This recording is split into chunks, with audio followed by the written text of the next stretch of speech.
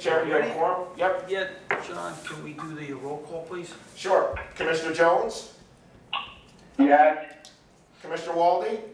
Yes. Commissioner Wright? He's not here. Commissioner Caldwell? He's not here. Commissioner Medina Hernandez? Yep. And Chair.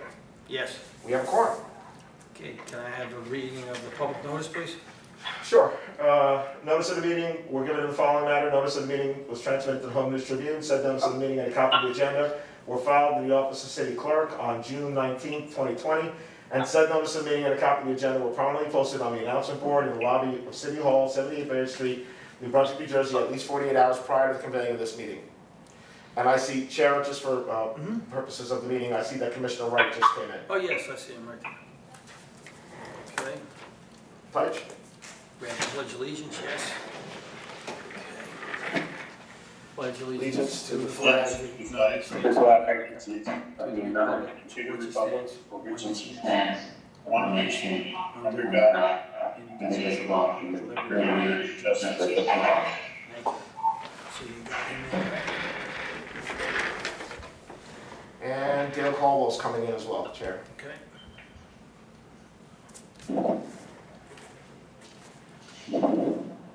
Oh, Who's that? you have Dale Caldwell. No, the guy in the, is he part of, ceiling fan dude? Oh, I don't know who that is. who was that? I don't No know. idea.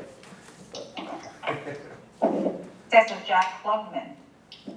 Is he with the? He's Oh, with yeah, but it was a different picture. Yeah, I know, Yeah, he's with the development group, okay. All right, Chair, you have, Just making sure we're good. you have minutes? Yes, can I have a motion to accept the minutes of the last meeting? So moved. Second. Make motion, rather. Okay, it's been moved and seconded. Roll call, Commissioner? Yes, please. Commissioner Jones? Yes. Commissioner Walde? Yes. Commissioner Wright? Yeah. Commissioner Caldwell? Yep. Commissioner Medina Hernandez? Yes. And Chair. Yes. Okay. Chair, you have resolution number 24. Resolution number 24, acting as redevelopment agency, is a resolution approving Jersey Ave NB Urban Renewal LLC as redeveloper for property known as Block 242, Lots 1, 2.06, 3.02, and 5.06 on the New Brunswick tax map for the construction of residential and commercial project located in the Jersey Sanford redevelopment plan area. Need a motion and a second? Can I have a motion, please? I'll make a motion. Okay. Second. All right, I believe we have John Hoffman here, who's special counsel, redevelopment counsel to the Housing Authority, to discuss Yes. the project. There he is, right? Good evening, everybody. This property is located in the Jersey Sanford redevelopment area, which is on the southeastern side of Jersey Avenue between Sanford Street and Mitchell Avenue, is bordered by the railroad tracks. The developer is Jersey Avenue NB Urban Renewal, which is owned by Accurate Builders and Developers, a corporation. They filed with us both the application, evidence of their financial wherewithal and their past experience. The developer owns all of the 23.7 acres of the property, which is located in the plan. And it used to be known as 90 Jersey Avenue, 100 Jersey Avenue, 120 Jersey Avenue, and 200 Jersey Avenue. And I think Roland Polanco was on the property at one time. They have submitted a concept plan, evidence of their financial wherewithal, and the development costs. The concept plan shows a mixed development of residential and commercial buildings, all of which will be 4 stories high. The residential project consisting of 4 separate buildings, ranging from 58 units to 53 units, which will consist of studio, 1-bedroom, and 2-bedroom units, parking garages consisting of 1,211 parking spaces, Now, who's that dude? purpose parking, Yeah. 196. Hold up, can you hold on one There's- second? Who's that Yeah, guy? there's somebody there. Yeah, you have two, I guess it's Ricky Esselman? Is that one of your team members? No, Joe? Mr. Klugman. I'm sorry? That's Klugman. That's a different person. No, Klugman is Do you here. see it? Yes. No. Is it Joe Paparo, the attorney? Come on. Yeah, The that's, gentleman with the hat That's the redevelopment. That's Mr. Klugman. That's Mr. Klugman, and Joe is on the redevelopment. redeveloper. They're the redeveloper and the redevelopment council. Okay. Thank you, we didn't know. Thank you. I'm sorry, go ahead. Go ahead, John. There's surface parking of 196 spaces. The commercial part of the project consists of 4 buildings with approximately 160,000 to 180,000 square feet of office space, 20,000 square feet of co-work space, and 5 to 8,000 square feet of retail space. Now have approximately 600 parking spaces and a garage facing Jersey Avenue and a surface lot. And there'll be open space and amenities also on the property. The redeveloper presented evidence of its financial ability to complete the project. It has constructed mixed-use developments in Morris, New Jersey, Boundbrook, Linden, Emerson, multifamily developments in Bayonne, Raritan, and Wellington Falls, commercial office developments in Lakewood, Edgewater Park, Plainfield, Hazlet, and South Amboy. The estimate of the cost is $170 million, and the project will begin within 12 months after the execution of a redevelopment agreement and be completed within 3 years after the start of construction. We're suggesting that they, along with the redevelopment agreement, which would be a condition of this approval being signed within 90 days, they have a revised concept plan. The concept plan originally submitted as 673 units. They can only have 660 units, and they've agreed to file that. Also, if they want a tax abatement, 10% of the units have to be low and moderate income housing. And if it's low and moderate income housing, generally it would have 3-bedroom units. That would be approximately 14 3-bedroom units they adopted, shown, along with some other information that's required. This plan is very detailed. The redevelopment plan, such as the traffic light on Sanford and Jersey Avenue, the location of bike racks and scooter racks, where the 4 acres of the open space will be, and the impervious coverage and building coverage. The resolution suggests that they be appointed as redeveloper, subject to a redevelopment agreement being executed within 90 days of this date, and a revised concept plan being submitted along the redevelopment agreement. Mr. Klugman is the principal, he is here, and Joe Paparo is his attorney, and they are now available to make any further presentation or answer any questions.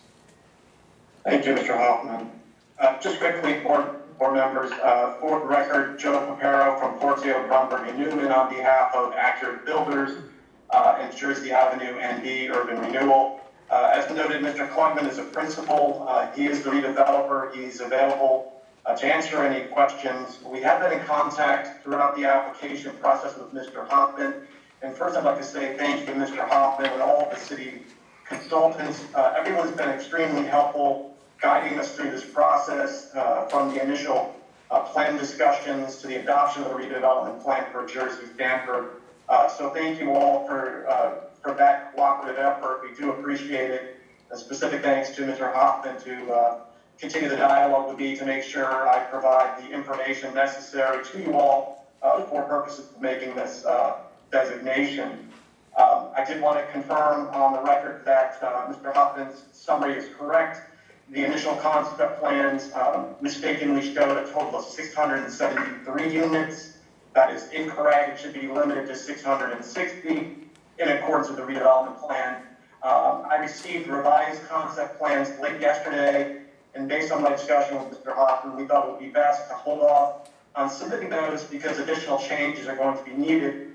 As noted by Mr. Hoffman, this project will include a required 10% affordable housing units that are mandated by the redevelopment plan. And in doing so, we need to change our unit mix between 1-bedroom, 2-bedroom, and 3-bedroom units. So rather than sending you things in piecemeal, we agreed that the best process forward would be to make all of these changes and get those revised concept plans in as a condition of this designation. Again, clearing up a typo that was on the plans, the 673, which was an initial concept, not a big change, and then just demonstrating that we are providing the 10% affordable units in accordance with the plan, and those required, which we call UHAC, that's the acronym for the Housing the affordable housing requirements for a certain percentage of 1, 2, and 3-bedroom units. So those are the extent of changes. We do have the proposed traffic signal now shown at the corner, the intersection of Jersey Avenue and Sanford. That will be depicted on the revised concept plan. The open space calculations have been added in accordance with the recommendation of Mr. Hoffman, demonstrating that this project will provide the required 4 acres of open space for public amenity purposes. We also have broken down a total number of parking spaces for the residential component as well as the commercial component, and also provided the floor area ratio. So all of that is something that will be included on the revised concept plans that we're happy to submit in accordance with the resolution within a certain time frame as mandated by this agency. But again, both myself and Mr. Coleman are available if there's any comments or questions. We look forward to entertaining those. Thank you. Thank you. Is there any questions from the commissioners? Yeah, Wally? I have a question. Is it all private financing for the project? Hi, this is Derek Coleman here. I just want to add to my attorney, Mr. Paparo's, what he said. I want to thank everybody for working with us and helping us get to the stage and hopefully getting us to the finish line. So this is, I don't know what you mean by private financing. Is there any state or federal funding? No, this is all bank, through equity, my own equity and bank finance. So for the 10%, I think about 66 units, do you have any rental assistance for that, for those residents? The affordable units? No, we don't, as of now, we don't have any of that stuff yet. Can you explain what kind of commercial units you're planning to build? We're gonna do Like a strip mall or something? Yeah, just some. We were gonna have some restaurants, hopefully. We don't know exactly what type of tenants we're gonna get here still. You know, we haven't gone down that path of obviously looking for tenants yet because it's too early in the game for that. But we want to have some sort of feeling of maybe a little outdoor dining. You know, we'll see how that goes. And then we also are going to have the office space. We want to see if we can feed off of what they're doing in the downtown at a more affordable rate of having, you know, the medical, tap into that medical field. That has been my conversation with the mayor in the past.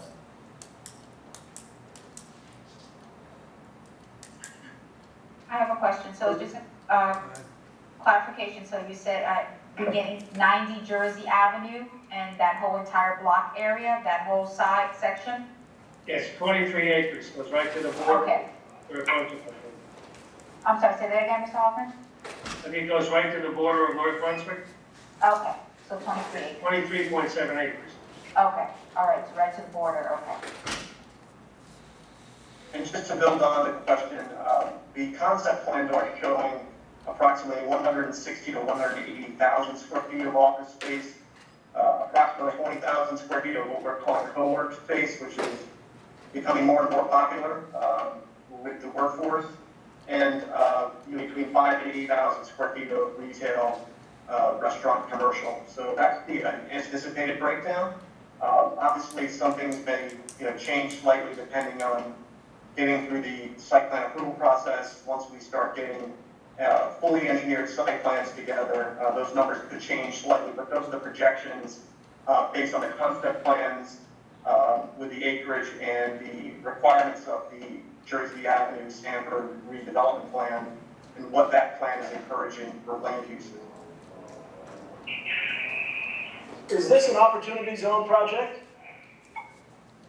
I believe it is in an opportunity zone. I'm not buying it with that intention, but we'll never know how things are going to go. But it is in an opportunity zone.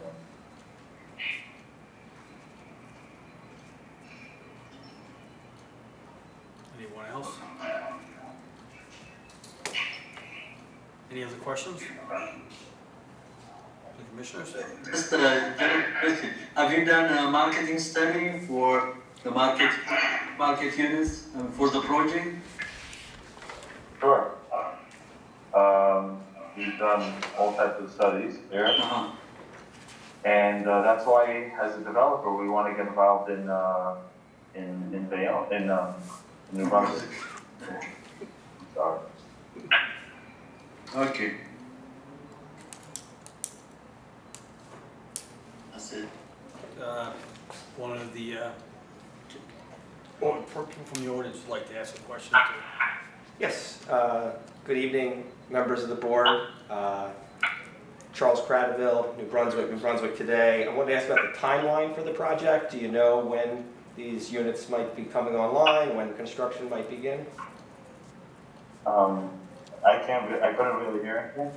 Oh, I'm sorry. Yeah.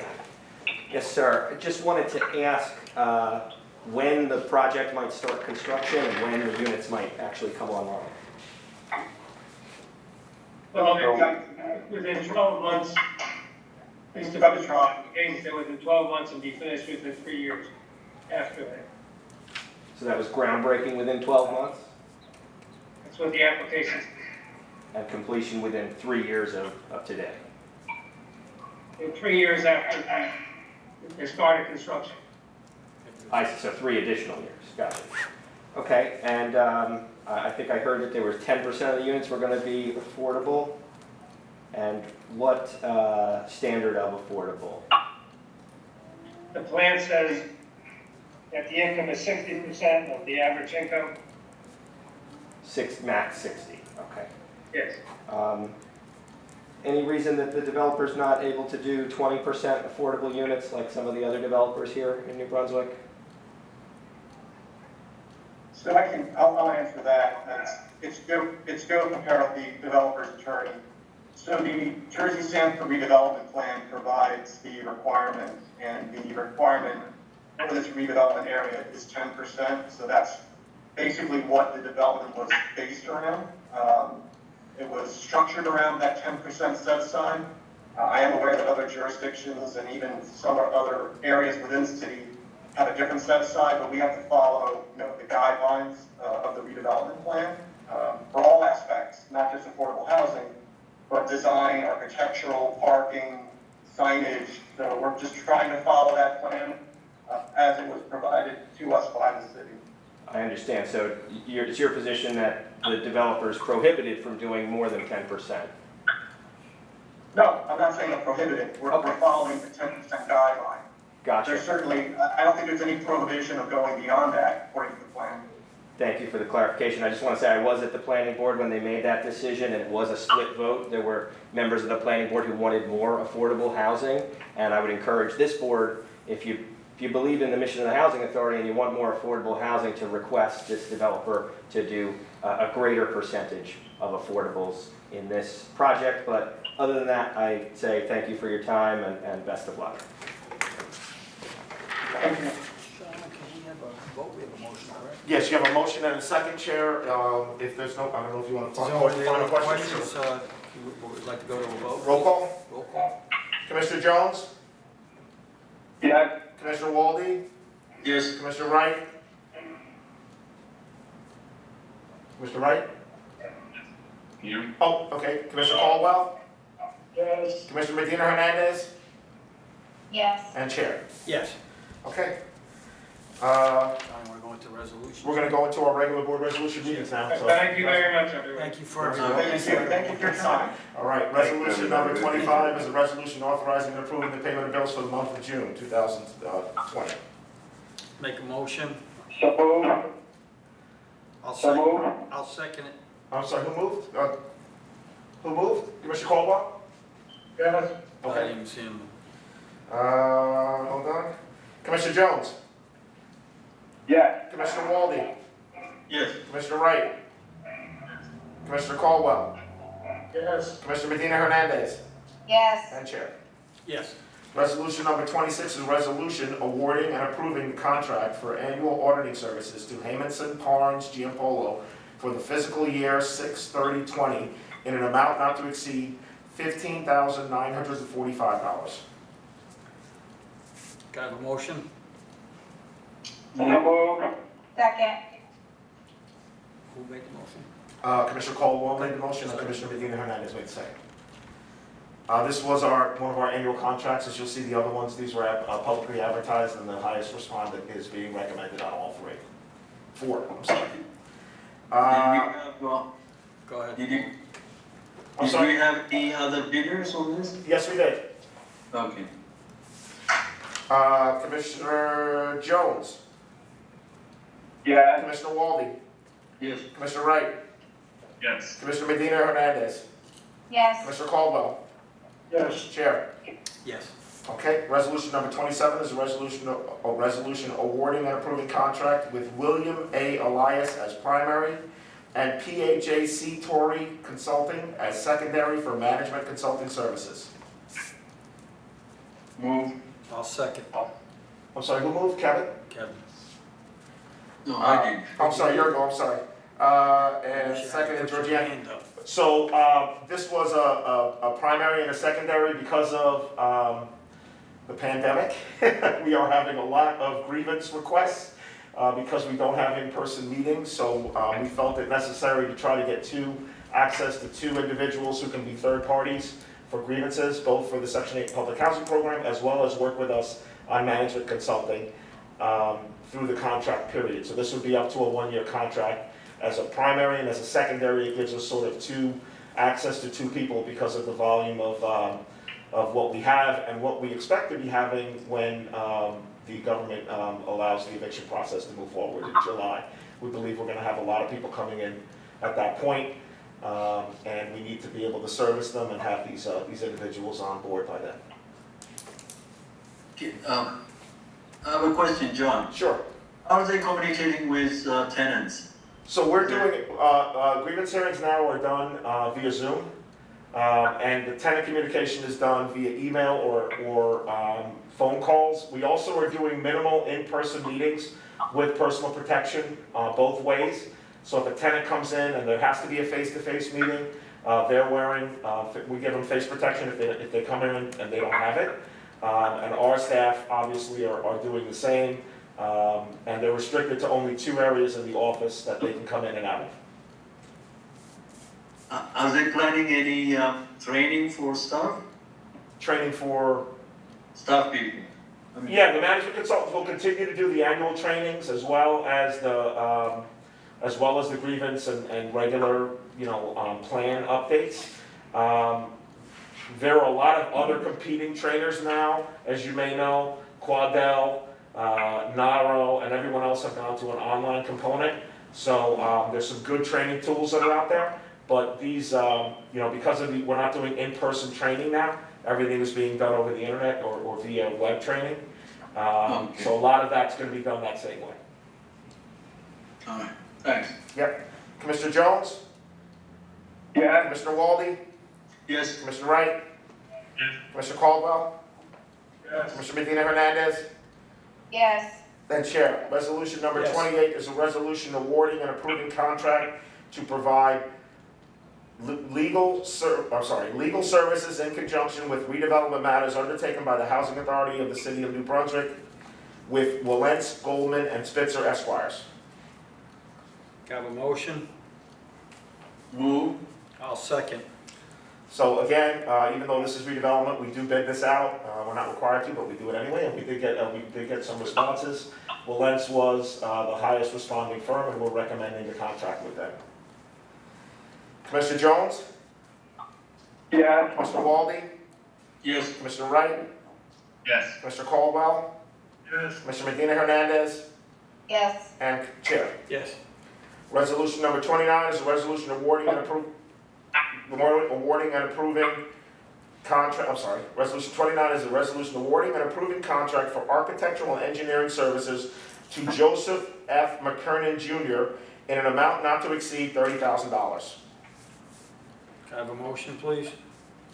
Motion. Move. Okay? Walde second. Yep, I got Walde. This is our annual architect and engineering contract. It's a fee for service, so we basically only call them when we need them. The last few years, we've remained obviously well within that cap. We expect to do the same again this year. Commissioner Jones? Any questions? I have a Sorry, question. I'm sorry, what question then? Yeah. Did we not approve this 2 months ago, or is it the same? This was last year. This is an annual contract. Oh, okay. Yeah. And last year's contract was also for 30, up to 30, and I think we only, we did not exceed, obviously exceed that amount. It's a fee for service, so we only contact them when we're, you know, in need of their services. Somehow I don't know why. I thought we approved this 2 months ago or 3 months ago. Maybe the year went so fast, okay. Ready, check? Yes. Commissioner Jones? Yeah. Commissioner Walde? Yes, Commissioner Wright? Yes. Commissioner Caldwell? Yes. Commissioner Medina Hernandez? Yes. And Chair. Yes. Resolution number 30 is a resolution accepting and adopting the energy audit completed by EMG. May I have a motion? move. Motion. I'll second it. As you know, we had an energy audit completed. This is just the adoption of it. There are a number of recommendations in there that we'll be working forward should funding be made available. And, you know, I believe they did an excellent job, but again, a lot of the items in there are quite, quite expensive. And, you know, we're going to try to work within we have to work within our funding allocations to do them. So we're going to prioritize them. We'll meet with our staff. Once things settle down and we're able to look at projects going forward, we'll get a project schedule and we'll probably meet with the operations committee to go over that once we get it together. Ready, Chair? If there's any questions? Yeah. Commissioner Jones? Yes. Commissioner Walde? Yes, Commissioner Wright? Yes. Commissioner Caldwell? Yes. Commissioner Medina Hernandez? Yes. And Chair. Yes. Okay, that's all I had. My report will stand. Also, just to let the board know, we are, obviously, they moved to phase 2 in the state. That really hasn't affected us. We're still working through our regular schedule, our 3-1 port schedule, 3 days in, 1 day out for regular administrative staff. Executive and management staff are still here all the time. And we've started our summer projects. We're going to continue to do those, so you'll see some items going on throughout the site, as well as our site inspections. There's going to be a lot of activity over the next few months. We try to get all those things done, as well as working on the heating systems now have all been turned off. So we're able to get in now and start looking at doing some work on some of those heating systems that we had our fingers crossed, and we're holding together with bubble gum and tape through the heating system. So now we're able to get in and actually make those repairs. And we do those typically in the summer, as well as getting all of our snow equipment already. I know it sounds crazy, but it takes about 6 to 8 weeks to get that stuff serviced and get it up and running and ready for the impending winter that will come at some point. So other than that, I'd be happy to answer any questions, or my report will stand. Any questions for John? Mr. Chairman, I have a question on Hoffman project. Yes. Where are we with the tax credit? So, as you know, we were awarded the Hoffman tax credit project. The state was in a shutdown mode for a while. We've still been communicating with them. We are still working to try to close financially by the end of the year. They've teed up the projects in a certain order, and you know, we have all of our approvals in place. So we're just waiting now to basically have the next meetings with HMFA. We've talked to the financial partners. We've talked with, obviously, Penrose, the developer, has been working very closely now on making sure that we remain on that schedule. I have to tell you, depending on what happens in the fall, or what may or may not be coming back to this area that's now down south, I'm not too confident that the state or HMFA will be able to meet that year-end goal. And if they don't, I don't know what happens. Maybe you may know more than me. I'm not sure that because I don't think it wouldn't just be for us, it would be for all of the For 20, everyone, yeah. yeah, it'd be all the 2020 awarded. I mean, I would assume they would probably just take a mulligan and punt everything to the spring of 2021. But I don't know how that works with allocations, and I know that the feds gave extensions to a lot of things for 6 months. So I would suspect, if I had to bet, I'd suspect that we're gonna try to work for the December deadline, but we'll probably end up somewhere in the spring of 2021. And then the schedule would start after that. You know, we do our construction, we do our groundwork, all the rest of that stuff. Thank you. Yep. Anyone else? Questions from the public? Comments? Yes, thank you, Mr. Chairman, members of the board, Charles Prattville, New Brunswick today. Just a few questions today. I wanted to ask about Factory Consulting. Where are they based out of? What's their track record? Who runs the company? I can get you that information. I think they're a Houston-based company. I believe the principal is a gentleman named Tori Gonzalez. And they do consulting work and management consulting. For other housing authorities? For other housing authorities, Gotcha. yes. Okay, and for the 4 contracts tonight, if you could just tell me each one how many bids you got for it? Sure. Okay. I'm gonna have to do one by one. Chair, if that's all right? Oh, yeah, take your time. Do what you want.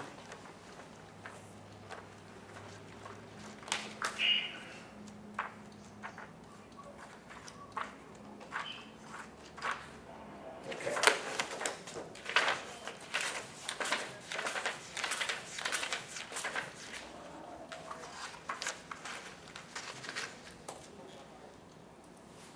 Payments and pars for the auditor was 2.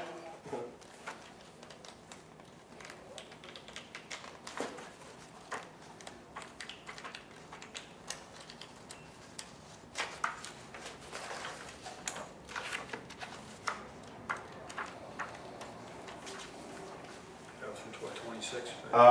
Management consultant was 3 proposals. 3 and you hired. That's for 52. rehiring, right, 1 primary and 1 secondary. And there were 3 proposals for that one. What's next? Willette, I think? Yeah, Lawrence, Goldman, Spitzer, and Let's go with Spitzer. Did I switch to both? No, okay, that's next, hold on. Revolution 28.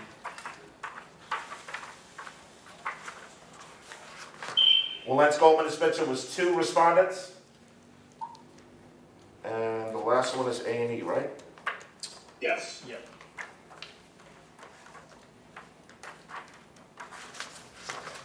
One, 2, 3, 4, 5, 6. A&E was 6 respondents. 6, and it was McKernan. McKernan, Joseph F. McKernan Jr. Thank you. I just want to close with a quick comment. I do have concerns about Willentz being the redevelopment council here on account of the many conflicts of interest caused by Mr. Hoffman, his role as the treasurer and board member at Robert Wood Johnson Hospital, which does so many of these projects and are involved in, I believe, at least 2 right now that are involved with this, that are going to involve this board if they haven't already. And additionally, he is also, his firm also represents the parking authority, and he does things with them that they are also doing part of these projects too. So I think that you'd be better served if you gave the contract to the other firm without knowing much about them. I do know that Mr. Hoffman's conflicted, and it's a serious problem that I think you should all know about, and I am, going to have to bring it to the attention of others, because it's continuing and it's getting worse. So that's all for today, but thank you and have a good day. Can I have a motion to adjourn, please? So moved. I'll second. Commissioner Jones. Yeah. Commissioner Walde. Yes. Commissioner Wright. Yes. Commissioner Caldwell. Yes. Commissioner Medina Hernandez. Yes. And Chair. Yes. Okay, thank you all. Thank you very much. Thank you, everyone.